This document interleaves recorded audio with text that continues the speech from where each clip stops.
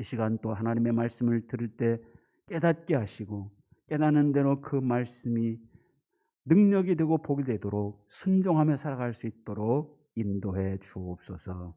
모든 것 주님께 맡기며 감사드리며 예수님의 이름으로 기도하옵나이다. 아멘. 이 시간 하나님께서 우리에게 주시는 말씀은 구약성경 913쪽 잠언 3장 13절로 18절 말씀입니다. 한 절씩 교독하시고 18절은 같이 읽습니다. 잠언 3장 13절로 18절. 지혜를 얻은 자와 명철을 얻은 자는 복이 있나니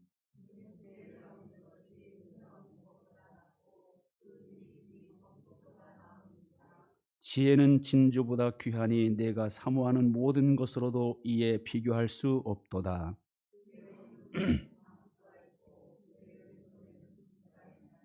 그 길은 즐거운 길이요 그의 지름길은 다 평강이니라. 지혜는 그 얻은 자에게 생명나무라. 지혜를 가진 자는 복되도다. 아멘. 유대인들의 지혜의 책이라고 부르는 탈무드에 나오는 이야기입니다. 한 어머니가 자물쇠로 문을 잠그고 있었습니다. 옆에 서 있던 어린아들이 묻습니다. 어머니, 나쁜 사람이 들어올까 봐 그렇게 문 잠그는 거지요? 그래서 어머니가 이렇게 대답합니다. 아니란다. 정직한 사람을 위해서 잠그는 거란다.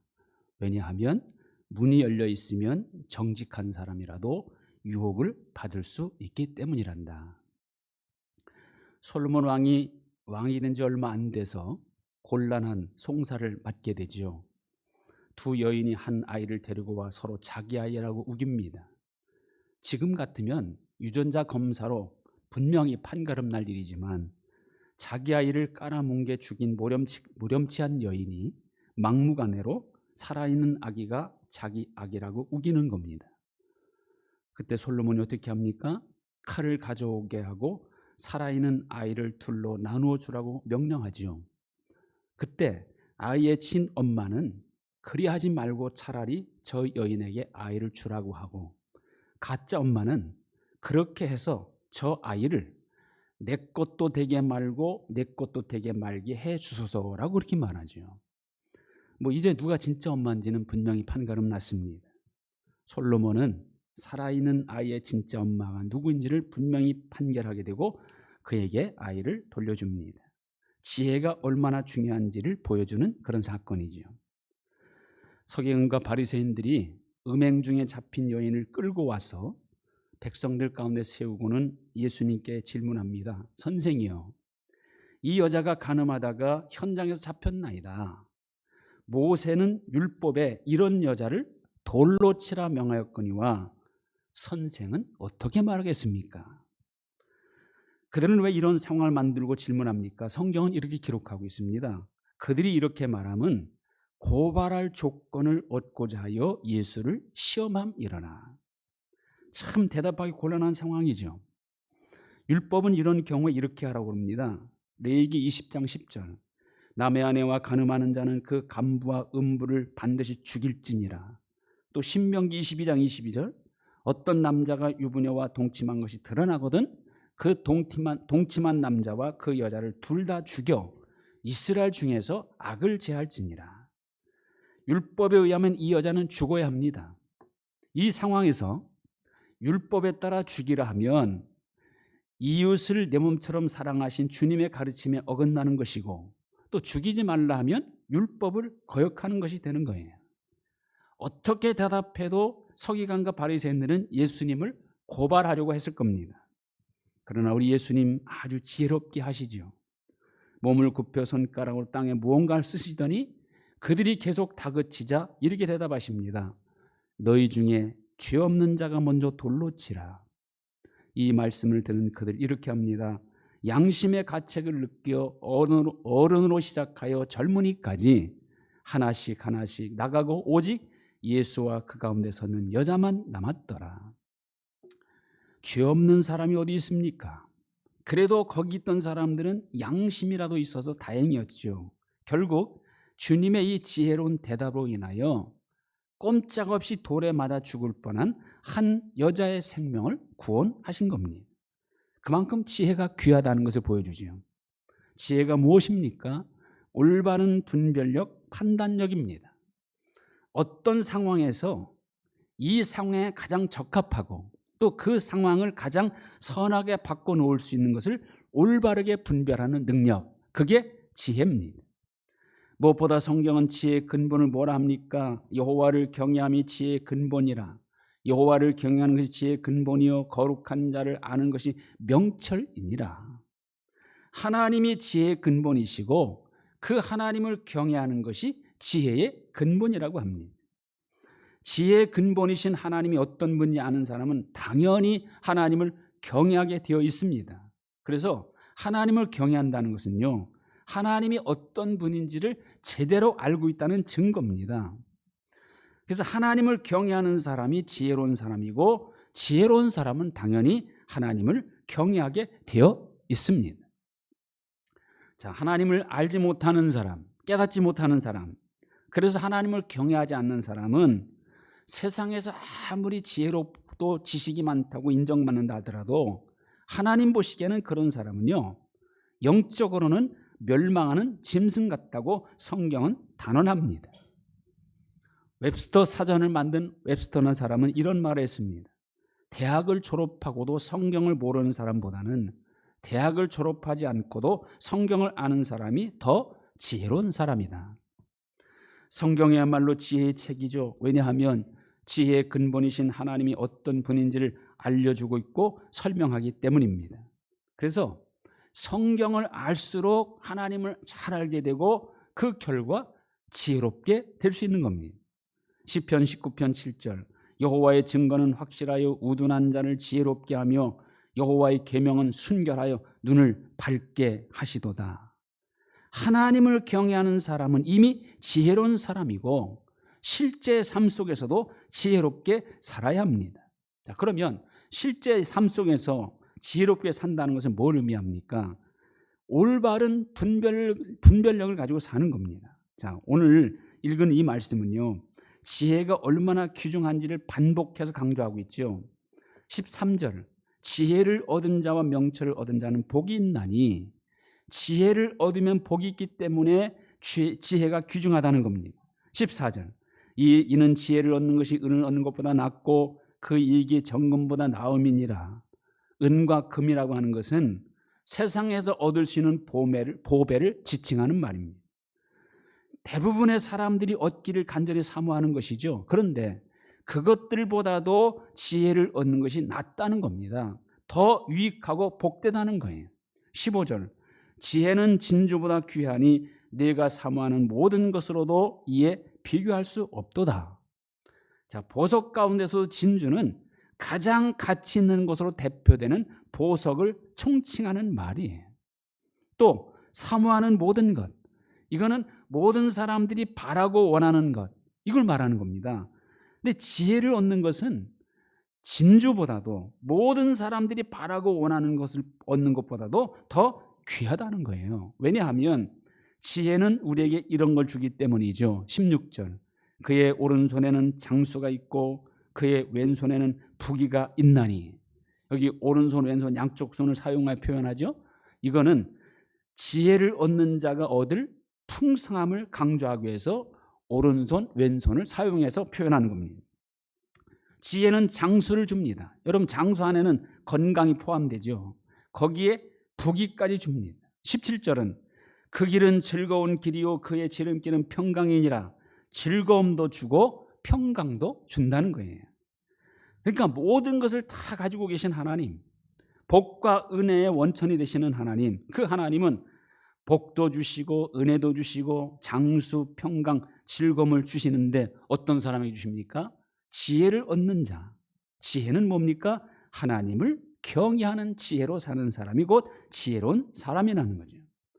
자, 실제 삶 속에서 우리가 뭘 잘 분별해야 되는가? 먼저는요, 시간을 잘 분별할 줄 알아야 합니다. 하나님의 사람 모세는 시편 90편 12절에서 이런 기도를 하죠. 우리에게 우리 날 계수함을 가르치사 지혜로운 마음을 얻게 하소서. 우리의 나를 계수할 줄 아는 것이 지혜라는 거예요. 사실 모든 인간에게는 각자마다 주어진 시간이 있어요. 이걸 우리는 수명, 수한이라고 말하죠. 이건 우리 마음대로 바꿀 수도 없고 연장할 수도 없습니다. 각자마다 제한되어 있고, 그리고 시간은 흘러가면 잡을 수도 없습니다. 그래서 우리는 시간, 때를 잘 분별하면서 살아야 합니다. 지금 나에게 주어진 시간을 어떻게 사용해야 하는가, 그걸 분별할 줄 알아야 된다는 거죠. 모든 일에는 다 때가 있습니다. 전도서 3장 1절, 범사에 기한이 있고 천하무사 다 때가 있나니, 그러므로 지금은 내가 무엇을 할 때인가? 울 때인가? 웃을 때인가? 지킬 때인가? 버릴 때인가? 잠잠할 때인가? 말할 때인가? 심을 때인가? 뽑을 때인가? 특별히 하나님과의 관계에서 지금 나는 무엇을 더 열심히 해야 할 때인가를 분별할 수 있어야 한다는 거예요. 기도해야 할 때 우리는 기도해야 합니다. 예수님께서 십자가의 고난을 앞두시고 감람산에 올라가 땀방울이 핏방울이 될 정도로 간절히 기도하시죠.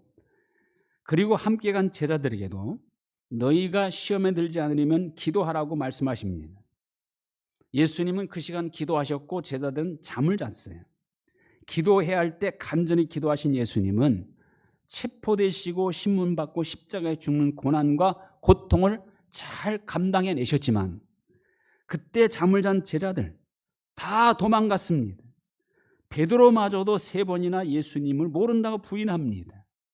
기도해야 할 때 기도하지 않으면 시험에 드는 겁니다. 자, 여러분, 지금이야말로 우리는 기도해야 할 때입니다. 인내가 절실히 필요한 이때, 우리 힘으로는 감당하기 어려운 이때야말로 기도가 필요한 때예요. 지금이야말로 하나님을 더 가까이 할 때이고, 지금이야말로 곧 이 땅에 다시 오실 예수님을 철저히 맞이할 준비를 할 때, 이것을 잘 분별할 수 있어야 된다는 거죠. 두 번째는 장소를 잘 분별하는 것이 지혜로운 삶입니다. 믿음을 잘 지키려면 쇠 속에 물들지 않아야 되는데요, 쇠 속에 물들지 않으려면 무엇보다 가야 할 곳과 가지 말할 곳을 잘 분별해야 합니다. 성경은 의인으로 살려고 하면 절대 함께 하지 말고 가지 말할 곳이 있다고 그러죠. 그거 어딥니까? 시편 1편에 보면 복 있는 사람은 악인들의 꾀를 따르지 아니하며 죄인들의 길에 서지 아니하며 오만한 자들의 자리에 앉지 아니하고, 악인들의 꾀, 죄인들의 길, 오만한 자들의 자리, 그런 곳은 따르지도 말고 서지도 말고 앉지도 말라는 거예요. 이건 반대로 말하면 믿는 사람, 복 있는 사람은 믿음의 자리, 하나님이 기뻐하시는 자리에 있어야 된다는 겁니다. 자, 가룟 유다는요, 예수님의 제자입니다. 예수님의 제자라면 예수님 곁에 있어야 되는데 자꾸 예수님 곁을 떠나죠. 오히려 예수님을 잡아 죽이려고 음모하는 음모의 자리, 서기관, 바리새인, 제사장들이 있는 자리에 자꾸 기웃거립니다. 결국 그들과 한 통속이 되어 예수님을 십자가에 못 박는 자가 되고 말았죠. 그는 예수님의 제자로서의 자리를 자꾸 이탈하고 가지 말할 자리에 갔습니다. 그런 유다에게 어떤 일이 납니까? 누가복음 22장 3절에 보니까요, 12 중에 하나인 가룟인이라 부르는 유다에게 사탄이 들어가니, 이렇게 말하고 있어요. 사탄이 좋아하는 자리에 간 유다에게 사탄이 들어갔다는 겁니다. 오늘 우리가 그리스도인이라면 예수 그리스도와 함께하는 자리, 믿음의 자리, 하나님이 기뻐하시는 자리에 있어야 합니다. 지금 죄악이 관영한 이때야말로 우리는 가야 할 자리와 가지 말아야 할 자리를 잘 분별해야 합니다.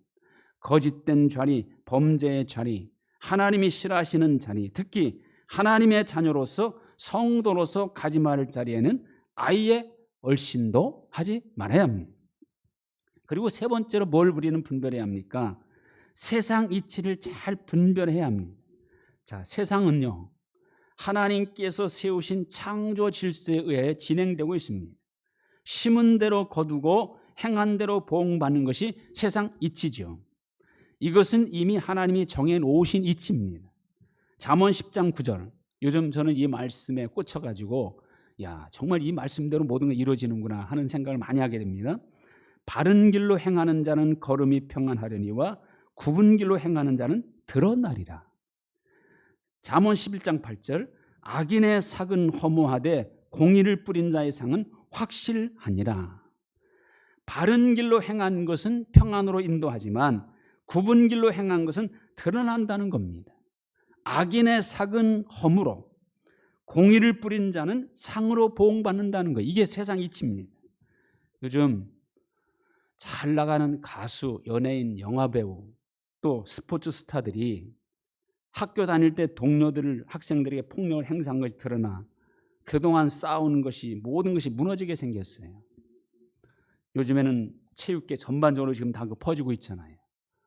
유명한 프로팀 감독, 배구 감독도 코치 시절에 선수를 폭행한 것 때문에 새삼스럽게 지금 다 모든 걸 포기해야 되고, 유명한 여자 프로 배구 선수들, 쌍둥이 자매들은 지금 학교 폭력 때문에 출전 정지당하고 국가대표 자리 박탈당하고, 또 가수, 영화배우들 계속해서 나오고 있습니다.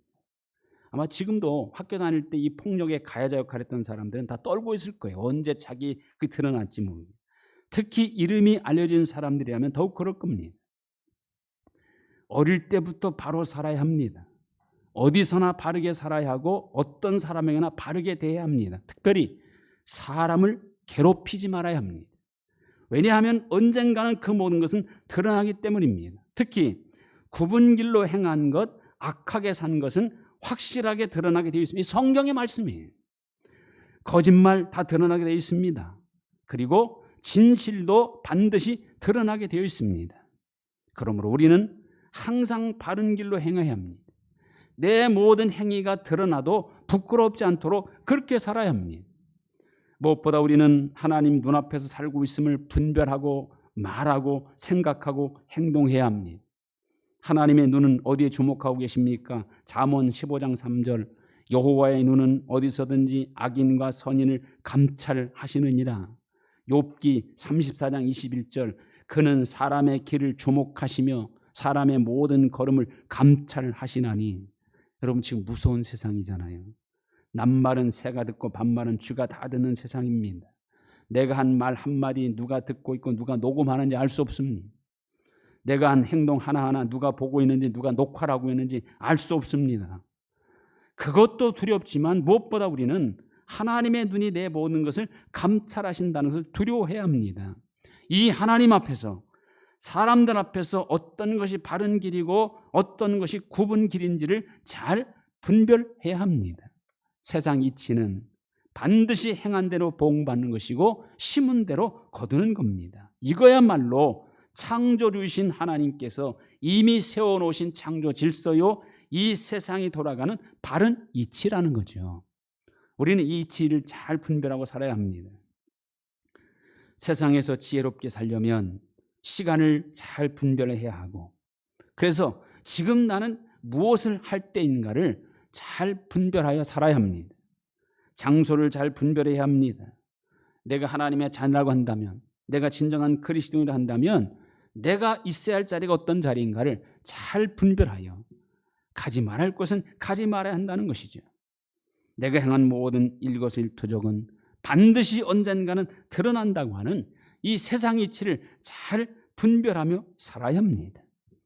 우리 성도들을 올바른 분별력을 가지고 늘 지혜롭게 사셔서 언제 드러나도 하나님 앞에서나 사람들 앞에 부끄러움 없는 그런 믿음의 삶을 살아가시기를 주님의 이름으로 축원드립니다.